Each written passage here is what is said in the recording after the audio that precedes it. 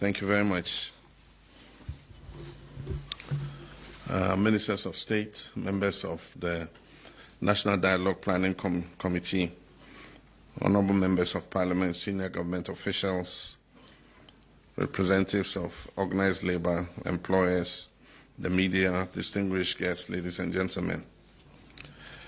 It is with deep appreciation and a strong sense of national responsibility that I welcome you all to the presidency this afternoon for the formal presentation of the National Economic Dialogue Final Report. This initiative, which was launched 3 months ago under the theme Resetting Ghana, Building the Economy We Want Together, was conceived as a call to action and a platform for consensus building, realism, and reform. This occasion is significant because it concludes a far-reaching national conversation on our economic future and begins a new phase of implementation rooted in our collective insights and our shared commitments. Let me begin by commending first the Planning Committee and also commending all stakeholders, public institutions, the private sector, trade unions, think tanks, civil society organizations, youth leaders, academia, and our international partners who participated in the dialogue process with candor, technical depth, and a sense of patriotism. Your contributions to the success of the dialogue have been invaluable.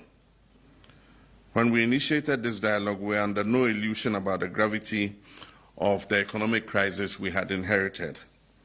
Record debt, runaway inflation, high unemployment, and a complete loss of confidence in the economy's governance. The dialogue was therefore not an academic exercise.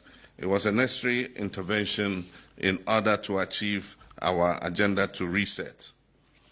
The final report presented today reflects a broad consensus on what needs to be done to stabilize our economy, restore investor confidence, and put our country on a path of inclusive and resilient growth.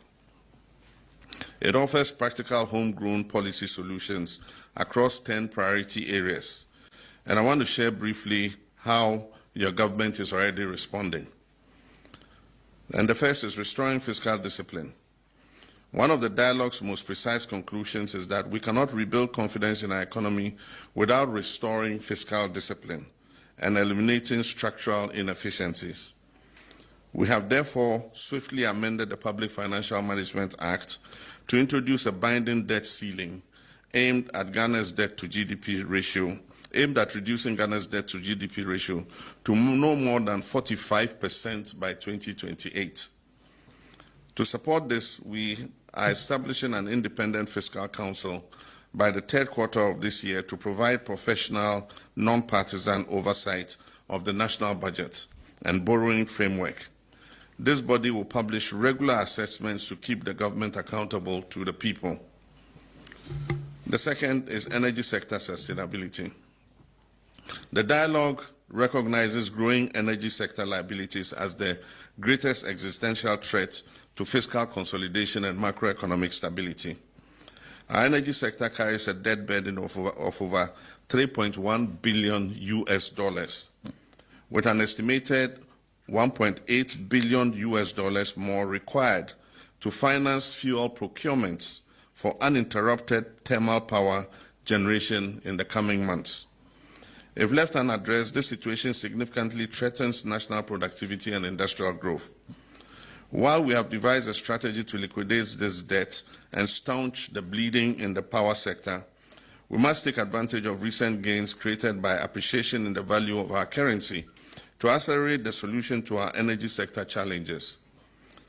In line with the dialogue's recommendation to boldly tackle the crisis in the energy sector, Parliament yesterday approved an amendment to the Energy Sector Levies Act and a certificate of urgency, introducing a 1 CIDE, Ghana CIDE, increase in the energy sector recovery levy. This decision, though difficult, is necessary and justifiable. The additional revenue projected is 5.7 billion cedis annually. This revenue will be strictly ring-fenced to pay down legacy energy debt, finance ongoing fuel purchase, and avert the risk of recurring power shortages. Funds from this levy will not be subject to the hazards of the consolidated fund. And the minister is here. I know when money falls into the consolidated fund, it faces certain hazards. It will not be subject to the hazards of the consolidated fund. The fund will be regularly audited and audit reports made public to ensure its transparent use. While initially much of this revenue will go into the purchase of fuel to ensure stable supply of electricity, with the ongoing developments in the upstream sector, we expect to receive more gas from our E&I Sankofa and Jubilee and 10 fields. With also the assurance of additional gas through the West African gas pipeline, we expect to substantially reduce the use of liquid fuels in our energy mix. At that stage, the resources generated by this increased levy will be channeled to pay down accumulated legacy debts in the power sector. With the recent gains in macro stability and strengthening of the Ghanaian cedi, this levy is not expected to result in any immediate fuel price increases at the pump. We are fully aware of the burden this will place on households and businesses, but I want to assure Ghanaians that this decision was not taken lightly.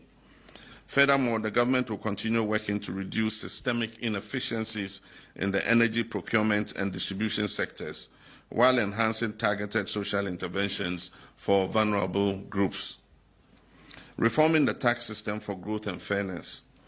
Another central recommendation of the dialogue was to reform Ghana's overcomplicated distortionary tax regime, which has become both a disincentive to investment and a burden on the ordinary citizen.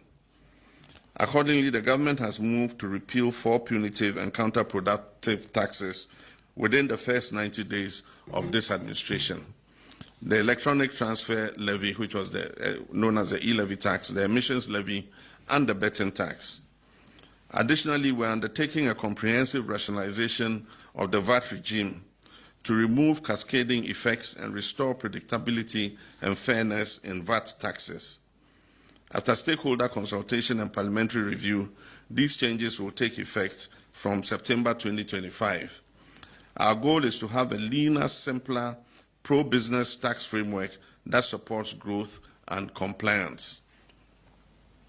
Reviving the productive economy. The dialogue reaffirmed that no nation has ever taxed or borrowed its way to prosperity. Therefore, we must refocus national development around production, exports, and value addition. To this end, we're rolling out our flagship 24-hour economy program, targeting agro-processing, logistics, manufacturing, pharmaceuticals, healthcare, and public safety sectors. Firms operating in second or third shifts will benefit from fiscal incentives, utility discounts, and labor support schemes. This approach will help us expand job opportunities, reduce youth unemployment, and increase output with significant new capital outlay. We are repositioning the Ghana Export Promotion Authority to lead the implementation of a new accelerated export development strategy aimed at raising non-traditional exports to $10 billion by 2028. Export zones, port automation, and trade facilitation reforms are being aligned with this goal. Addressing structural constraints and labor market realities. Ladies and gentlemen, the dialogue made it clear that Ghana's crisis is not just fiscal, but also structural. We face a mismatch between our educational outcomes and our labor market needs, inefficiencies in public service delivery, and weak coordination between central and local governments. The government is therefore finalizing a public sector productivity and reform strategy to be launched in January 2026. This strategy will rationalize state institutions, reduce duplication, digitize operations, and improve service delivery standards.